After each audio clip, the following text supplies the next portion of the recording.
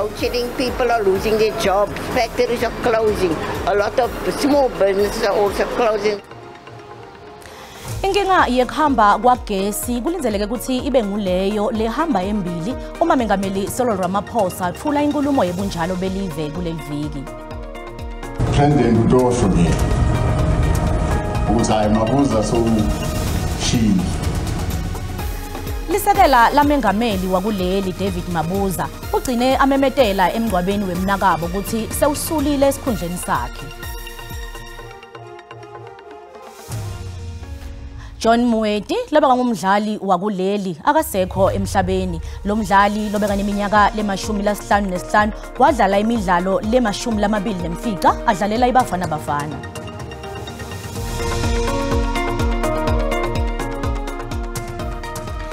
Imini lenhle mbukeli asikuvusele siphindze sikwemukele etindzabeni telwimi lesiswati la ku-DTT kanti ke khumbula ukuthi letindzaba kuyatholakala ku YouTube ngekuthi SABC Tindzaba.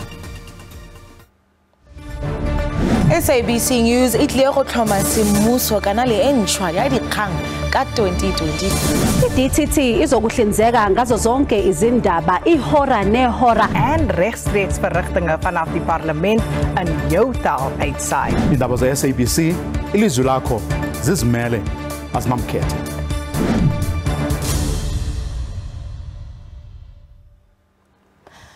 Iqalile ingxoxo yedimayini lebanjelwe eKapa isifundeni seNtshonalanga Kapa kanti indvuna yemcebo lowembiwa phasi Gwede Mantashe ithule inkulumo. Mining has taken a decision that we can't be spectators when we're impacted negatively by the problems in the logistics. They are partnering with Transnet, and I hope that we'll see a result out of that. Let's look at the resolving of the energy challenges. At the center of our current energy challenges is a decline in energy availability factor from estimated 75% to about 49%, and therefore the most feasible and logical option to exercise to resolve load shedding is by arresting the decline in the energy availability factor. People have thrown ideas at us, release more renewables and so forth, and I always explain to them that it's a good idea for sustainability in the long term, but if you approve a project for renewable energy today, it will not stop a load shedding over the weekend.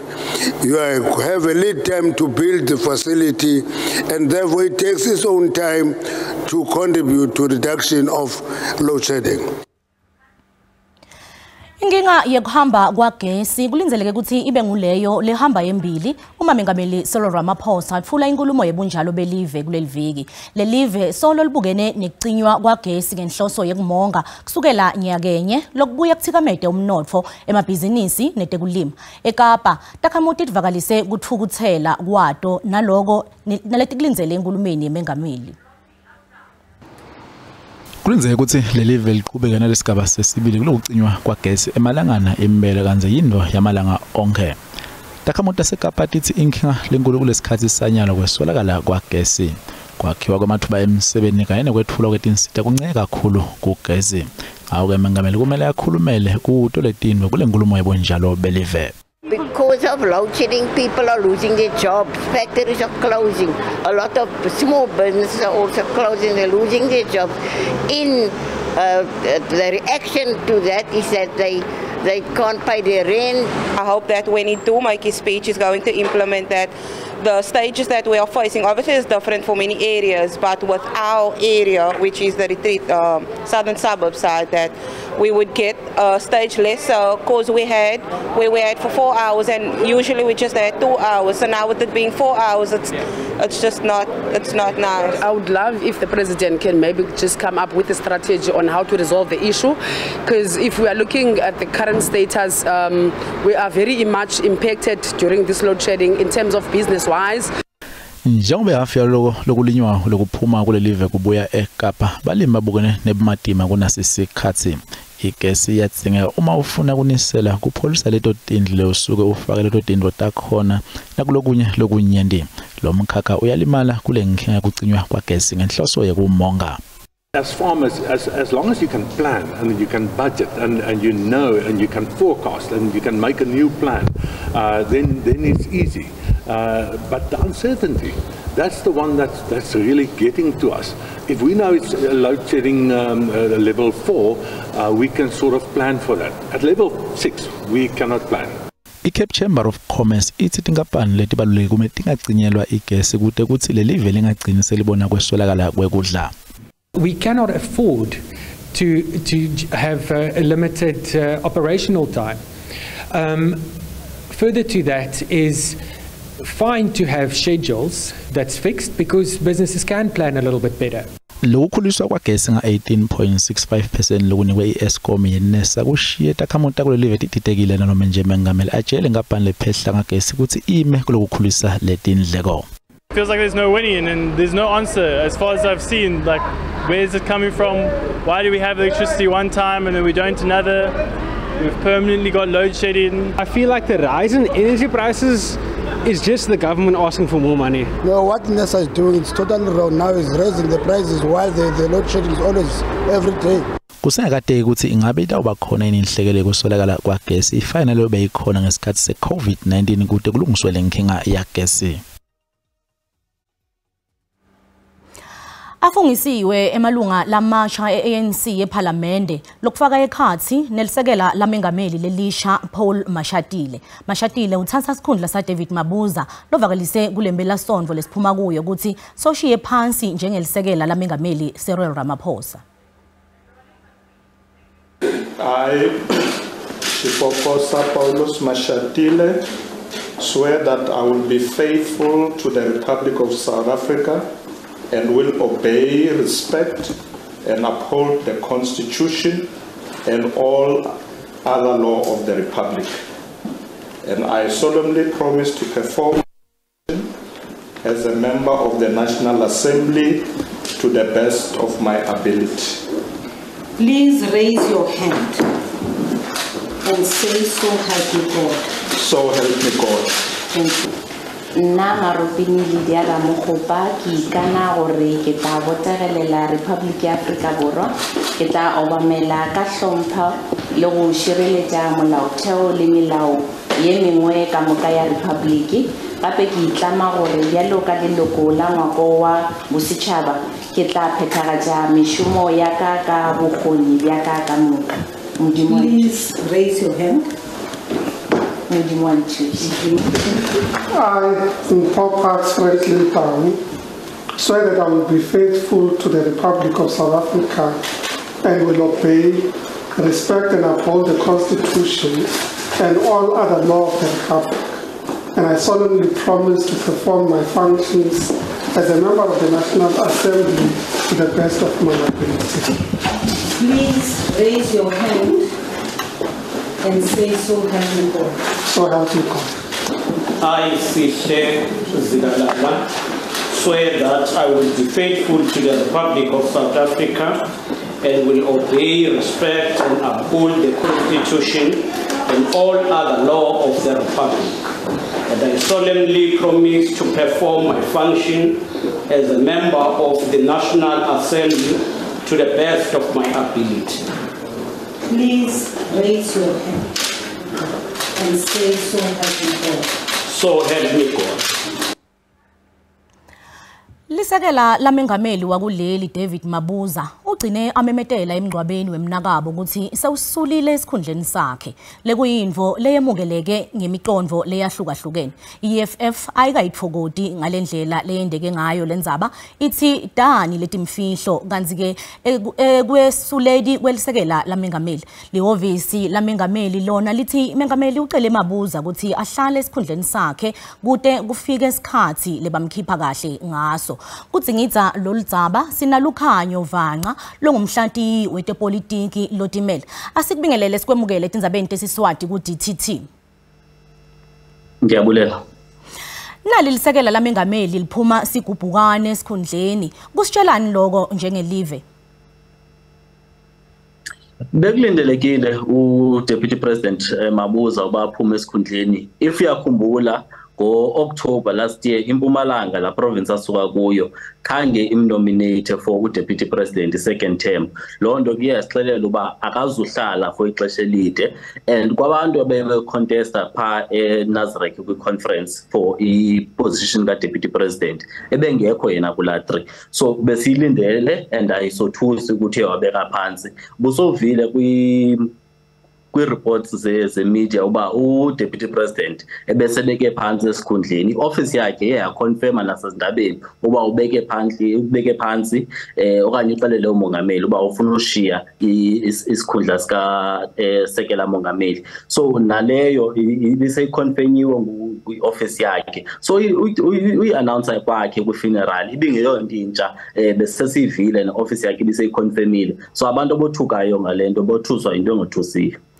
Mengameli uthi akaqhubeke ahlale esikhundleni sakhe njengelisekela lakhe, kepha singafunzani ngebudlelwane bamengameli nelisekela lakhe?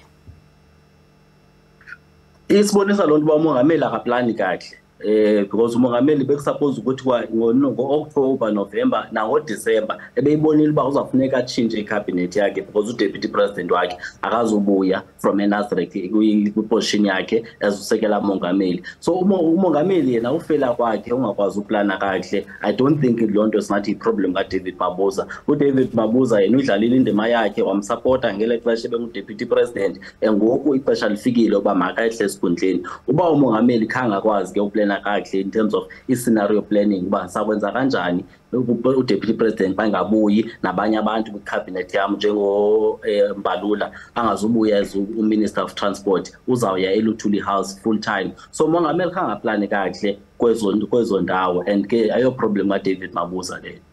Selive ngabe sifunzani ngebuholi baRamaphosa uma ngabe kubide ukuthi aze atimemetelele yena Mabuza ukuthi uyahamba kungasisikhathi sakhe lo obviously lamengameli liphefumula?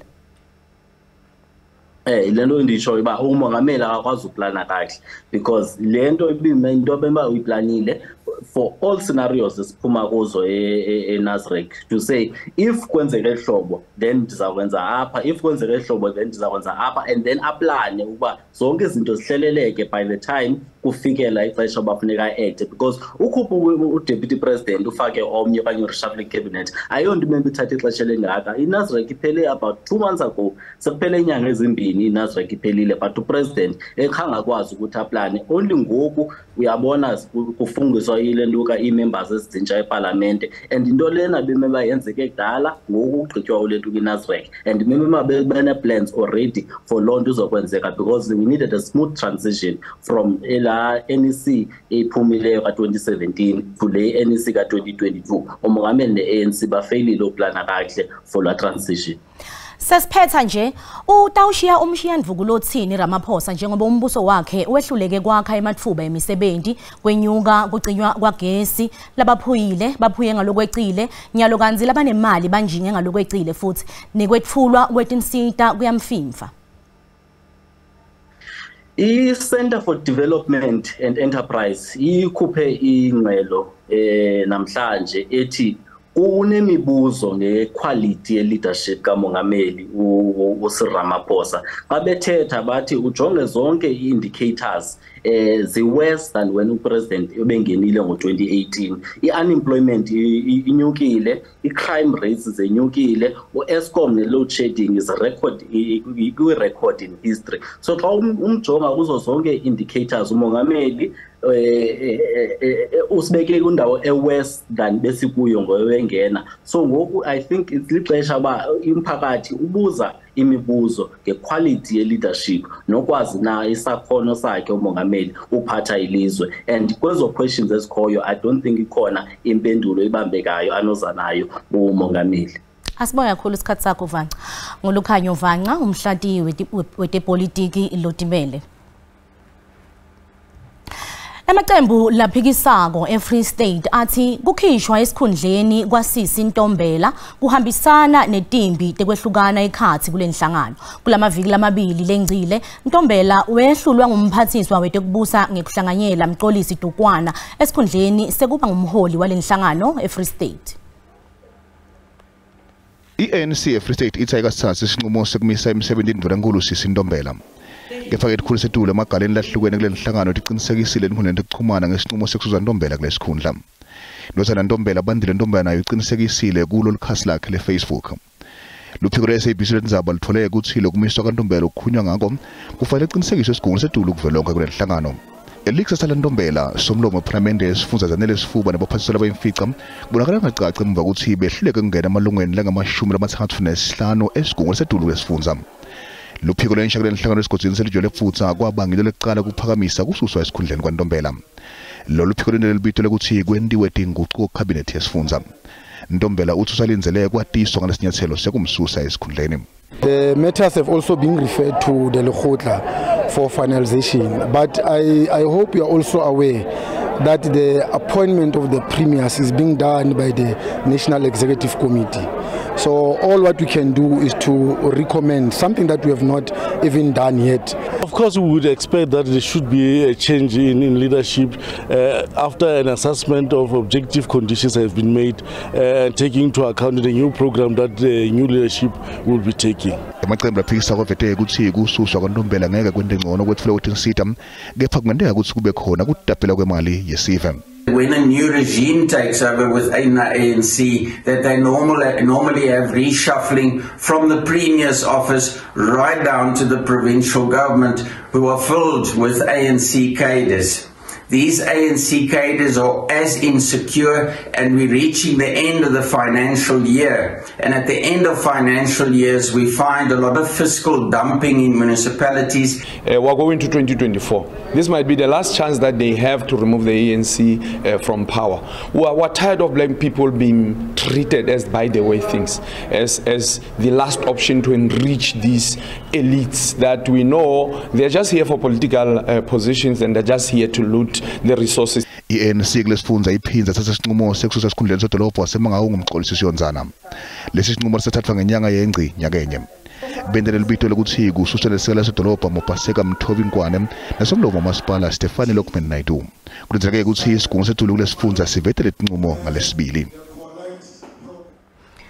Kuwa kwelidamu lasemayini yeYangasfontein eminyakeni lophelile kwenyuse kukhansateka ngeludzaba lwetekuphepha kulendzawo. Lesehlakalo sathatha impilo tebantfu labatsatfu zaphinza zashiya umonakalo lomkhulu kutawukhiwo ncanti kanye nasekuphileni kwebantfu.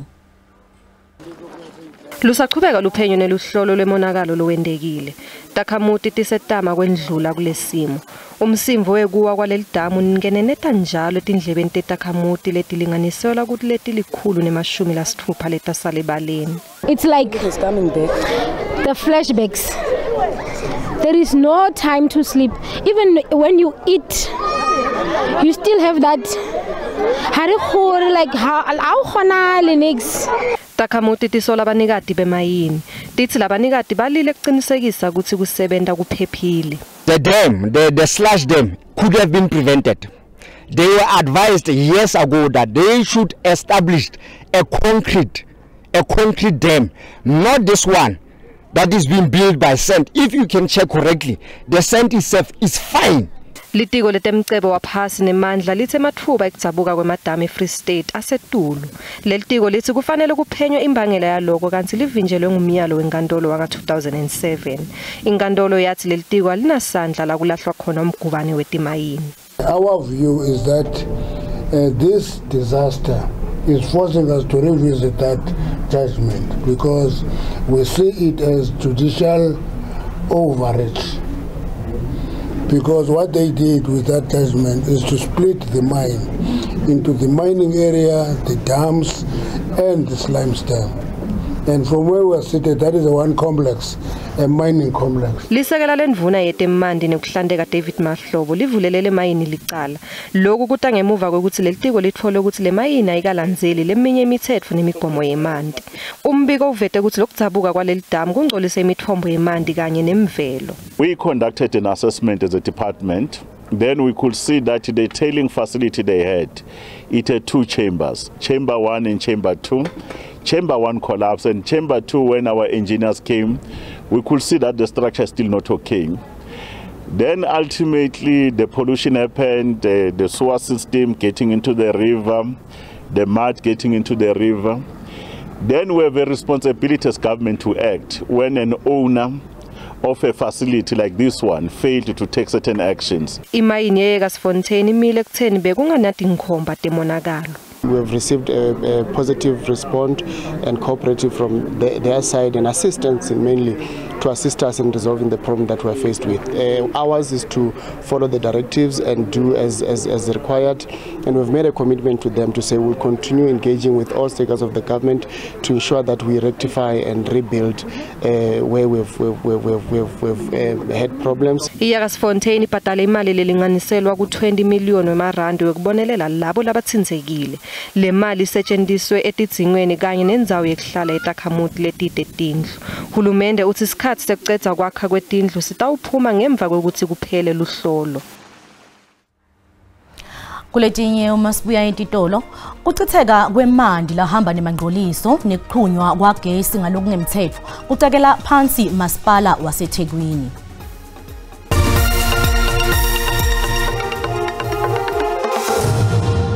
Ubukele Tindzaba telilwimi lwesiSwati la kudzithi thina usanza ngena siyakwemukela ukhethe kahle.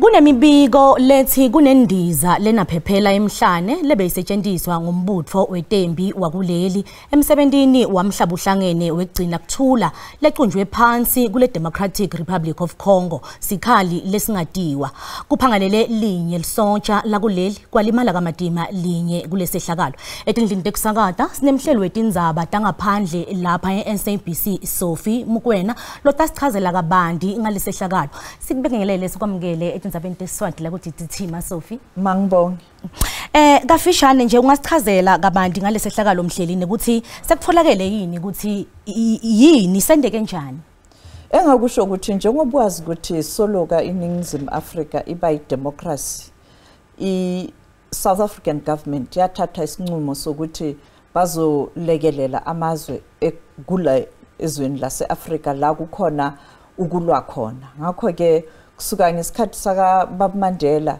sibone amasoja aseningizimu Africa aya kwezinye izindawo ukuyosiza ukuthi kube nokuthola lapho manje ke eDRC sinamasoja aseningizimu Africa asiza ngokuthi kube nokuthola lapho kodwa ke ngesinye isikhathi uthola ukuthi abantu abalwa lapho banokuthi bahlasele amajoni or amasoja aseningizimu Africa ngoba nayo iningizimu Africa ingxenye yamasoja lana we-United Nations manje bebehamba basuka eKinshasa baya eGoma kufana mhlambe nenye province baya lapho bahamba ngayo ke indiza enephephelo umhlane ngenxa yokuthi ke labantu bebephethe izikhali kwenzeka ukuthi mababona le ndiza bayayidubula ngakho ke lamasoja aseningizimu Africa nawo bawakhona ngapho kuleyo ndiza ngakho ke omunye washona omunye ke kuthiwa ulimele kabi kakhulu kodwa ke silinde ukuthi United Nations namhlanje njengoba uyazi ukuthi mawubheka isikhathi eAmerica khona abavukayo ikhiphe kahle umbiko ukuthi kwenzakaleni Sophie bese kanesikhathi lesingakanani emasoja akuleli endalomsebenzi kule DRC isikhathi eside kakhulu ukusuka ngesikhathi lesa umongameli uThabo Mbeki engena embusweni wathatha isinqumo sokuthi asize iUnited Nations ngokuthi kube khona amasoja aseningizimu Africa asebenza lapho asiyiningizimu Africa yodwa khona namanye amazwe manje lawo masoja wonke uma wahlangana abuya emazweni ahlukehlukene umhlaba wonke siwabiza ngokuthi yiMONUSCO baphansi kwe-United Nations ne-command structure noma ugeneral obaphethe lapho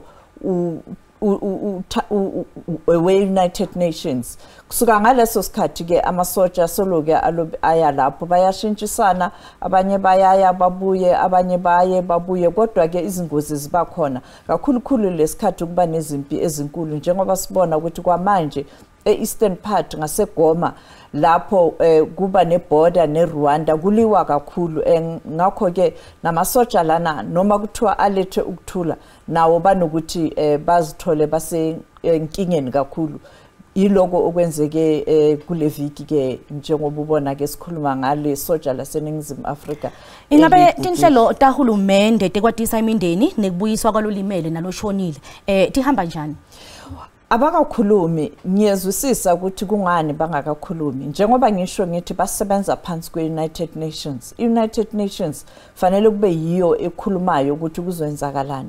Ma-United Nations seyikhulumile iNingizimu Afrika ke bazakhuluma ukuthi bazoyenzani bona. Ngiyacabanga ukuthi mhlambe kusasekuseni sizoba nestatement esivuya ku-defense ukuthi bazombuyisa kanjani nalo limele bazoyenza njani. Kodwa ke bakhiphe nje statement esincane izolo nje ukuthi kwenzela ukuthi mhlambe uma abantu bangezwa ngamanye mhlambe ama media houses in the DRC South Africa ingapheniki, but abantu abafanele basitshele kahle kuzenzakalani United Nations. Kodwa ke uShawn Bryce Peace uyamazi osenzela izindaba lapha e-UN uzobuza ama officials wase-UN ukuthi kuzohamba kanjani. Kanti ke sesiphetha nje ungasichazela ngemonakalo lowendeke eTurkey kulandzela kutamatama komhlaba. Engakusho ukuthi kufa abantu abaningi kakhulu ngakho ke sizwile umongameli walelo lizwe akhuluma ophethe umbuso ukuthi baqela usizo kubaholi abanye. Sizwile ke ukuthi iNATO amabutho wamazwe ahlukahlukene eEurope iTurkey imember yeNATO ukuthi bazobalekelela. Silindeke njengoba ngisho ngithi iAmerica basalele khona bavukayo manje sizezwa ukuthi neUnited Nations izothini kanye nezinye ke amanye amazwe amakhulu njengeMelika. Silinde neNingizimu Afrika ukuthi ikhiphe ilizwe. Engikhulume naye namhlanje umholi weEFF bengikhuluma naye ngabo 2 uchaze ukuthi okufanele kwenzeke lapho ukuthi uyazi ukuthi kunama sanctions against Syria. Ngenxa yesikhathi Masofi asibonge kakhulu isikhathi sakho. Musofi Umkwena umhleli wetangaphandle SABC. Takhamuti itamasipala lomkhulu weNelson Mandela Bay tibukane nesimo sekhanjelwa ngemandi kulandzela kumosheka kwetindzambo tagesi ngenxa yesangqotfo. Sigungu sekuhlanda yemandi iNooitgedacht sicekeleke phansi. Leli dolobha leswele emandi timbombi tomenge kanzi takhamuti letingayati imbangela yalokhu tihlaphanekile. Nawu sizofola sizokuthenga ngemali lesingenayo amanzi okubasisele ingxaki zitoilets akwazi uhlala ungena amanzi etoilet. Amanzi abalulekile empilweni yomuntu. Thina sina toilet ezindlini funeka kangoku ngenxa yoba kungekho amanzi uzama into ba itoilet uavoid for ukwenza into nenyinto. Banumzekela batya ipills abantu abakhulu nabancinci batya treatment baqhumeke kwalapha kulamanzi. Umzekelo kwaya khokho thina abantwana besikole funeka besikole funa besenza amanzi nabantu abaphangelayo baqhumeke kulamanzi usisonke kuxhumeke emanzini. Kubuya kwagesi kulide lelide njengoba kuseta uthatha isikhathi ukuthi lamanda abuyele esimeni njengoba bekahamba isikhathi lesithe. Currently we are dealing with a very sensitive reticulation system. Obviously we've got reduced volume that is within our storage. Immediately, when we actually had that power failure, it actually then meant that most of our reticulation, our reservoir were depleted, and obviously most of the people are actually currently with water. Tinhlelo tekubukana nalesimo timengemumo. Yimotherwell lethikamedeke kakhulu ngalesimo. Sisekudo temigwaqo simo lesibi semgwaqo emkhathini kweQomfimvaba neqala kuyaqhubeka kuphatha kabi bantfu labasebenzisa imigwaqo kuleya ndzawo. Timvula nato tifaka sandla kulokonakala kwalomgwaqo lohlanganisa letindzawo letimbili. Imeko nokuwohloka kwendlela kwiphondo leMpuma Koloni into eqhelekileyo. Inhlungu ivuka ngabantu abaninzi abasebenzisa isithuthi ingakumbi kwindawo esezilalini. Indlela ephakathi kwecala nedolobha seXofimvaba izele zindonga logama namadamu emisile phakathi endleleni. Akukho zibridges ezikwazi ukuba zidibanise ilali. Bayafa abantu apha bebulawa kungabikho kwendlela iambulance azifiki abantu bayafa apha imoshali bangcwatywa abantu bebolile ngenxa yemoshali ezingakwazi uzothatha abantu apha kulelali. Ibhlungu imeko esikuyo kudala sithetha nomasipala noceba kudala bethetha kunye nabantu bakwamasipala asincedeki. Bambi abantu baphulukana nobomi ngelixa beyofuna uncedo kumaziko ezempilo bambi besiya ezikolweni. Xa kunethela imvula ukugcwala amanzi endleleni uphinde futhi nabantwana bangakwazi ukuwela ke ngoku netransport singawazi bazizisa abantwana ngoba kuyatyibilika. Ingxaki yindlela sikwazi uhamba ukuze ikliniki sincedakale phantsi kwendlela embi engakwazi nokuhamba namanesi nobahambile akaphinda abuye xa ithe imvula yanetha kuhambeki. Iinkokheli zasekuhlaleni zinethemba lokuba umongameli welizwe loMzantsi Afrika uCyril Ramaphosa uzawutakanca kwimeko yendlela zeliphondo. President xa ithetha nabo ingaske xa igqibile uthetha ilandelele iEastern Cape kakhulu futhi kuzo zonke departments zayo iEastern Cape iyasalela ingakumbi kwezendlela because ngobantu bayabhubha kodwa bakhathalelekanga ngobabhubhileyo. Ukuhohloka kwendlela kweliphondo ngumngeni omkhulu ojongene nazo zonke indawo esezilalini.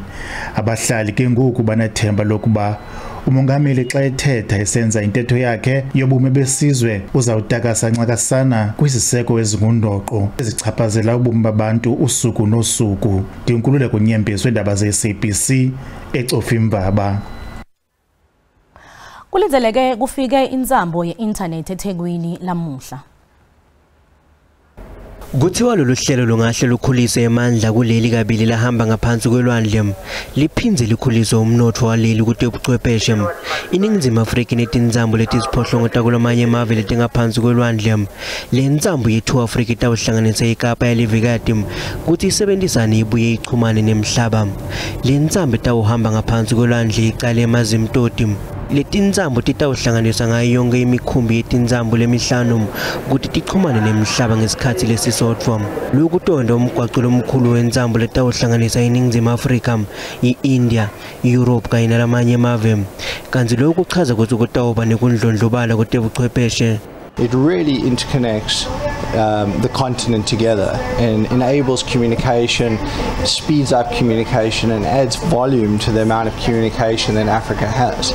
Inkampani yetinzambo ithi letinzambo letihamba ngaphansi kwelwandle tithikameta imikhumbi kanye nekutamatama kwemhlaba kanti kulungiswa kwato kuthatha emaviki kanti kungako kutshintsha kubalulekile kulomkhakha. Kuphindze kwaqinisekiswa ukuthi le nzambo lensha itawukhona kumelana letimo futhi incane. The cables that are coming are 180 terabits, which is almost impossible to comprehend. It's enough to carry almost all the communication in Africa on one cable that's not much bigger than your hosepipe. Afrika ihlose kuphakela lohlobo lobuchwepheshe lolusezingeni elisetulu kanti ibuye isekele ukukhula kwe4G, 5G kanye nokuqinisekisa ukuthi tigitsi tebantu tiyakhona ukusebenzisa lolu hlobo lobuchwepheshe. The new cable, the new generation of cable are open access, and what that means ultimately is more competition, which improves pricing and increases capacity to the end user. So it's a complete generation technically and a new commercial model. Kuthiwa letinzambo tendiwe kusitisebende iminyaka le-25 kanti ithu Afrika ihlose lolu hlelo lube seluphothuliwe ukupheleni kwalomnyaka.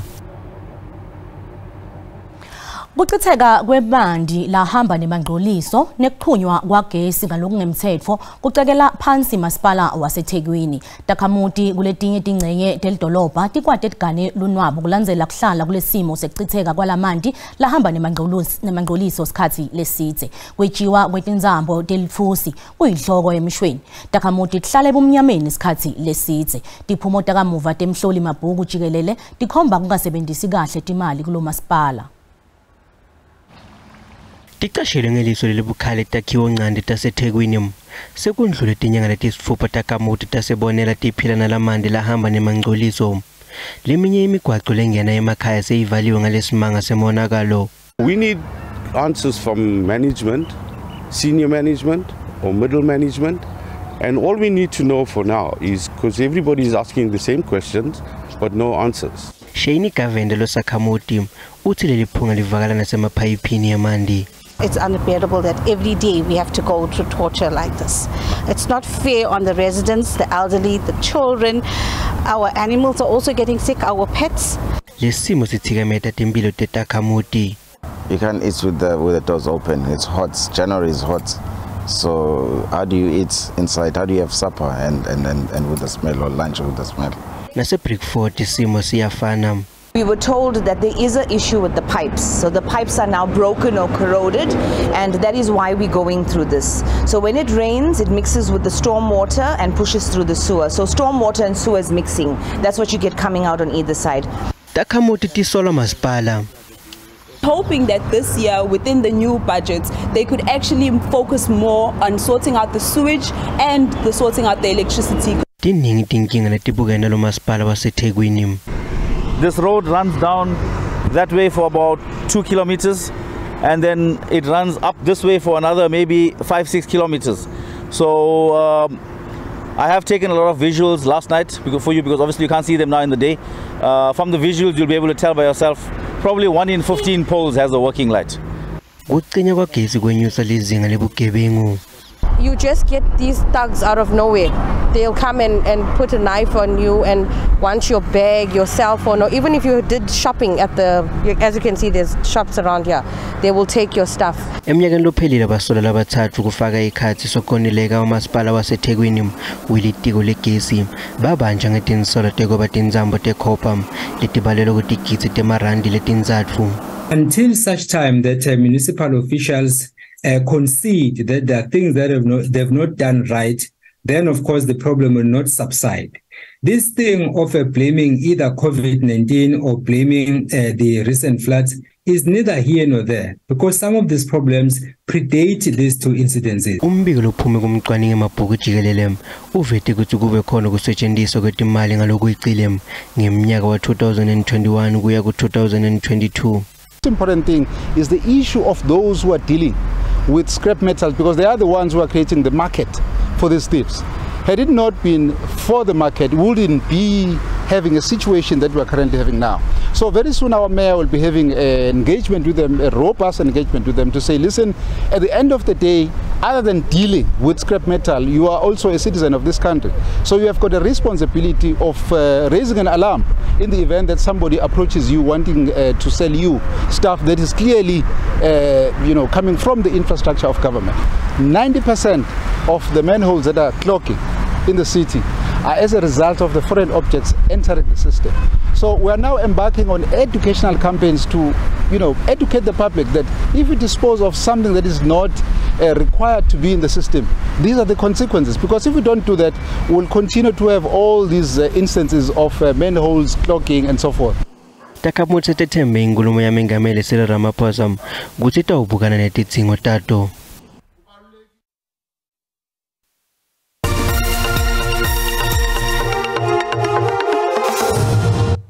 Nazivakashele imakethe tetimali sitfola ukuthi lirandi lehlile nalicathaniswa netimali takulamanye emave. Lirandi libita 17 rand 63 cents nalicathaniswa nelidola lasemelika, pondo waseBrithani ubita 21 rand 23 cents, li-euro libita 18 rand 98 cents. Ingomba yetabelo tonke JSE yehlile. Igolide ibita $1,871 li-ounce, iplatinum ibita $986 li-ounce, woyela longakahlutwa ubita $80.40 umphongolo.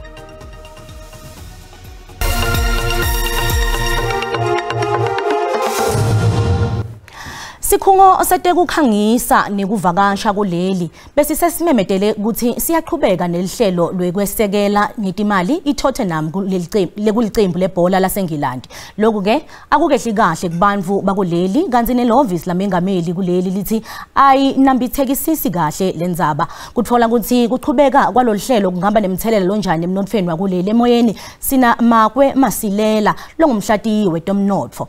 Sikubingelele sikwemukele Tindzabeni tesiSwati ku TT Masilela. Siyabonga Lochani. Kuthatha sigadla sa 1 billion wemarandi siyositshala eNgilandi kungalisibamisa yini leli kutemnotfo?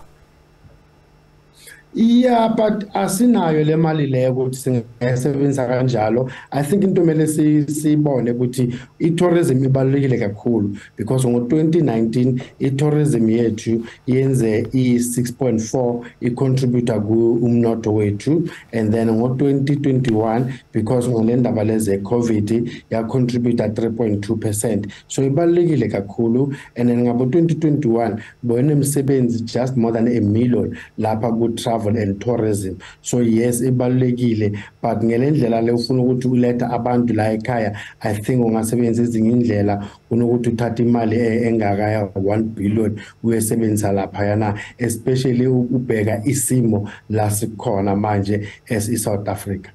Ingabe kumuntu loluhlata nje wakuleli kungaba inzuzo yini lokho?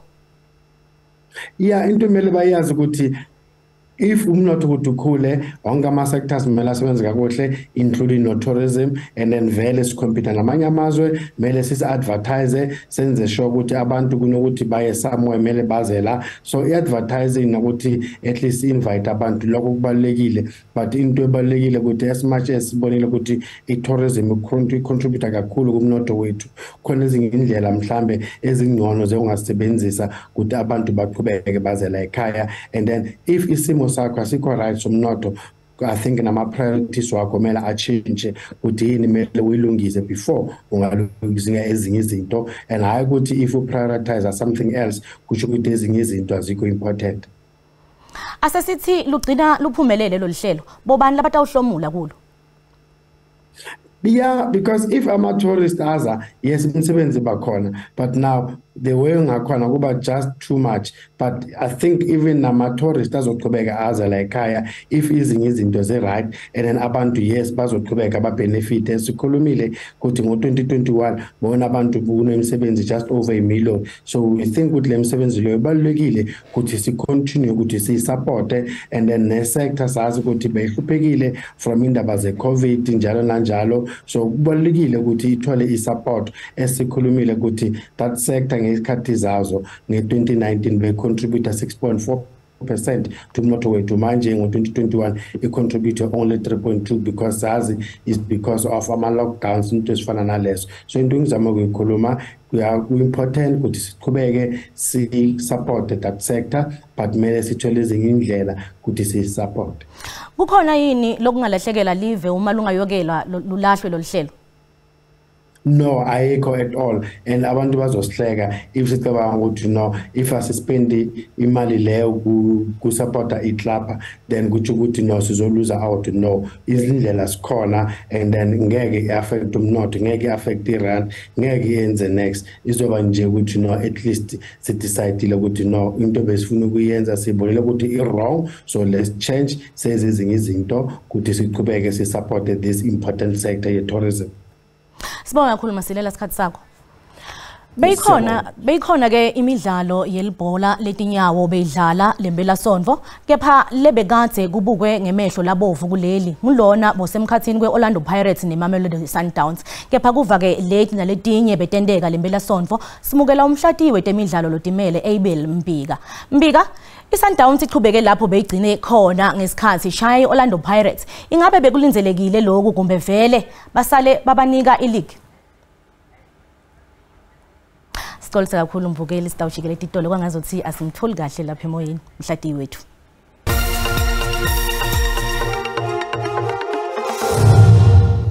Beyikhona ke imidlalo yelibhola letinyawo beyidlala lembela sonvo, kepha ke lebekade ubukwe ngemehlo labovu kuleli ngulona bosemkhathini kweOrlando Pirates neMamelodi Sundowns, kepha ke kuva naletinye betendeka lembela sonvo. Simukela umhlati wetemidlalo lotimele Abel Mbika. iSundowns iqhubeke lapho beyigcine khona ngesikhathi shaya iOrlando Pirates. Ingabe bekulinzelekile lokhu kumbe vele basale babanika ileague? Angibingelele kuwe Rebecca, ngibingelele nebabukele emakhaya. Ngicabanga ukuthi iquality lethu kweliqembu leSundowns iqhubekile yatsibonakalisa nakulembela sonke lesiphuma kuyo. Lapho khona abashayeli iqembu leOrlando Pirates nga-1-0.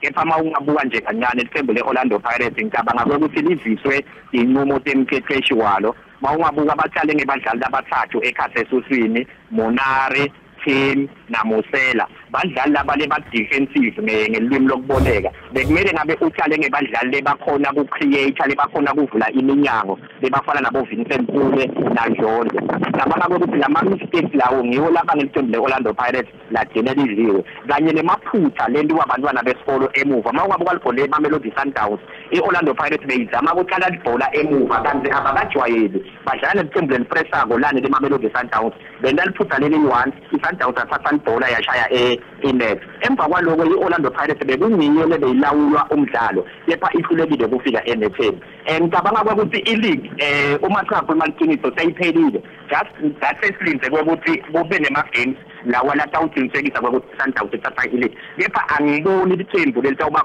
khona kulamathembu lalandela emva kweSundowns mawungabuka nombolo 2 wabo uduzane na nombolo 16 ngemaphuzu ukhashane na nombolo 1 Sekunenkulumo mbikiswano kule live mayelana neludzaba lweFIFA Fair Play uma kubuya eludzabeni lweSundowns ukuthi isayina nobe ngabe ngubani nje kuPSL bakhaliswa yini bantfu kukhona yini lokubi lokwendako iSundowns cha akukho ngesingami nanoma kumbono wami lo naloya unembono wakhe kepha ngicabanga ukuthi emathembu lamakhulu lafana neOrlando Pirates neKaizer Chiefs kumele baphakamise emasokisi bavisise ukuthi ibhola yetinyawo nyalo ilawulwa kakhulu imali so imali banayo abahambi bajocelana neSundowns ekuthengeni kwebadlali uma bafuna ukuphumelela bawine Tindzebe kumele bakhiphe imali lamanye emaqembu angeke amane akhiphe ebadlali babo nje mahala kumele bathole imali so kuze ukuthi bakhona ukujocelana neSundowns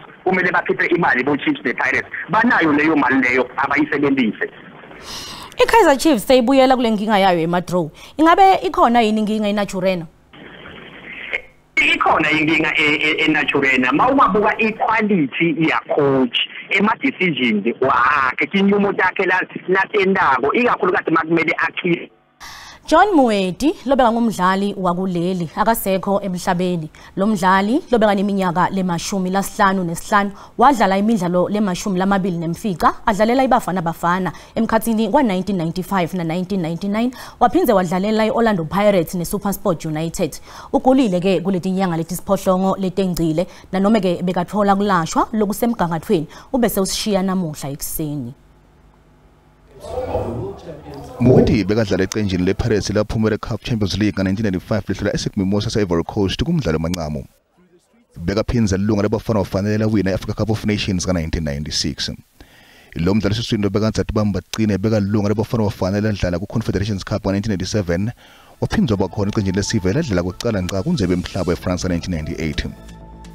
Nanoba ngazange adlala umqhudelwano womhlaba ngenxa yokulimala kepha Muedi bekayingcenye leqembu elahambela kulo mqhudelwano. Mbukeli sithe sisaxoxisana naAbel Mbika mayelana nelidzaba lekuthi John Muedi akasekho emhlabeni ngabe bantfu balelive nobe bathanzi belibhola letinyawo kuleli bayomkhumbula ngani babe Mbika No ngicabanga ukuthi ngilomunye wema-legend elibhola letinyawo eSouth Africa sitamkhumbula kakhulu ngephansi kwaClive Barker 1996 uma iSouth Africa iwina iAfrica Cup of Nations eFNB Stadium bekayingcenye yaleli thembu lelo laClive Barker kanti waba ingcenye yaleli thembu leOrlando Pirates 1995 lelawina iCAF Champions League eAfrica uwinile lamanye amacup lafana nabo Bob Save Super Bowl lengakusho nje ukuthi bekasendetinyanga leti-7 letisikhombisa alele esibhedlele ngicabanga ukuthi sitamkhumbula kakhulu njengoba ngisho ngeletinye setingwazi letidlale kakhulu ibhola letinyawo eSouth Africa kungathi umphefumulo wakhe ungalala ngalokukhulu kuphumula Mbika ngabe ngiliphi iqembu lelingamela leli eAfrica ngicela uphinze umbuzo seSrebeka ngabe ngiliphi iqembu lelingamela lelive leNingizimu Afrika kuyo Africa yonkana ngicabanga ukuthi kwanyalo ngilo thembu leMamelodi Sundowns mawungabuka lizinga lebadlali nezinga lebhola lebadlalabo akukho lebagcudelana nale bakhona kumelana nethembu leSundowns ngicabanga ukuthi njengoba bayodlala vele ku-CAF Champions League kungasikudzala nje ngibo lebatawukhona kumela kahle lethembu le-South Africa Sesiphetha nje wambika kumnyama kakhulu kuManchester City neLiverpool kule season ingabe inkinga ikuphi kulamaqembu lamabili ngicabanga ukuthi asifani netinkinga iManchester City ngicabanga ukuthi kushaya emagoli nokuntshintsha indlela yokudlala uma ubowulandela kahle lamasizini lamabili kumbe lamathathu landlulile bebadlala kakhulu ngalokhu lesikubita ngokuthi ngema-wing players badlale bafana nabo ngumdlali wase-Algeria kanti nyaro sebathembe kakhulu ebadlali bama-target man ebafana nabo-Haaland onke emagoli abo kumele athambe eHaaland iLiverpool nje sonke le-structure yonke le-team ayidlali kahle ngicabanga ukuthi umqeqeshi lafana naJurgen Klopp kumele azame ukuthi uyalakha leli qembu kabusha libuyela kuloku lesizathu lingekho Ingabe yini lengentiwa ngilamanye amaqembu ukubambisana neqembu leSundowns? Uthenga ebadlali lezi sebasethophelweni lesetulu baphinde bathashe especially basethophelweni lesetulu i-technical team ingabi namunye kumbe babili ebantu ayikhule nje nanaku lesikubita ukuthi ngema-scout abantu lebakhonako ukuhamba bantsho badobe baphinde basome ebadlali kukhona kubona lithalente lebadlali bakhona labantu labo ku-Sundowns abekho kahle ku-Pirates naKaizer Chiefs uma ngingabekisa ngawo ngoba ngemaqembu lamakhulu. Mbika sibonge kakhulu isikhathi sakho. Ngibonge kakhulu isikhathi sakho Rebecca nebahleli behlelo nebabukeli bemabona kude. Tindzaba phela sikhathi dikuqala lapha talomuhla asiphinze futhi sihlangane ngalokutako. Ungakhohlwa ukubukela Tindzaba tesiNdebele nga 5:30 ku SABC 1 usale kahle.